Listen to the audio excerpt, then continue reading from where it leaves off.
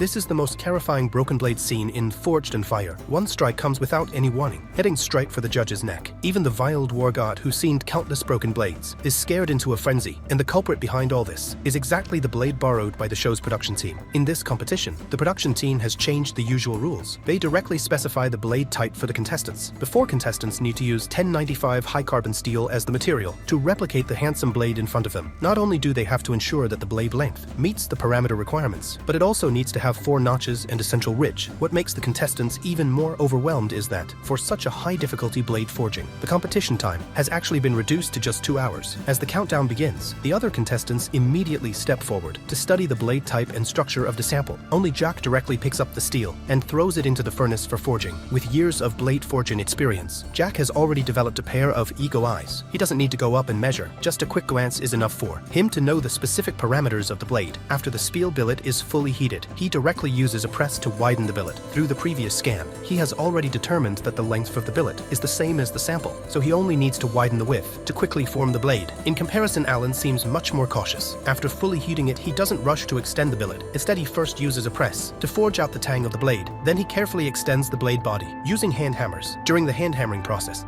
he constantly observes and compares it with the sample to avoid any mistakes. After carefully studying the sample, Josie starts forging the blade with great confidence. However, he seems to have overestimated his own abilities. Under the action of the press, his billet keeps getting longer, but the width doesn't increase. This clearly goes against the sample parameters. On the other side, Mick also chooses a conservative method for extension. However, after a lot of effort with hand hammers, the billet doesn't change much. Due to the time constraint, he has to give up on hand hammers and choose to use a press. At this point, Jack has already hammered out the general blade shape. The overall effect is very good, both in terms of speed and quality. It draws continuous praise from the judging panel. Next, he only needs to complete the fine grinding and shaping before moving on to the final and crucial quenching step. 1 hour has passed, and Alan's blade billet has also roughly taken shape. Unlike Jack, he chooses to use hand hammers to carve the ridge of the blade. It has to be said that this contestant is very meticulous in handling the details. In comparison, Josie hasn't had such a smooth ride. Due to improper operation, his billet extension has been a complete failure, but he's still not giving up. He continues to extend and lengthen it, and in the end, the entire piece of steel is scrapped. Right now, there's no other way but to start over. Soon, the second billet is heated up and begins to be extended and lengthened. But to everyone's surprise, after a series of operations, the thickness and width of the second billet still don't meet the parameter requirements. He can only bite the bullet and continue to start over, but time is running out. Can he successfully complete the blade forging and pass the test?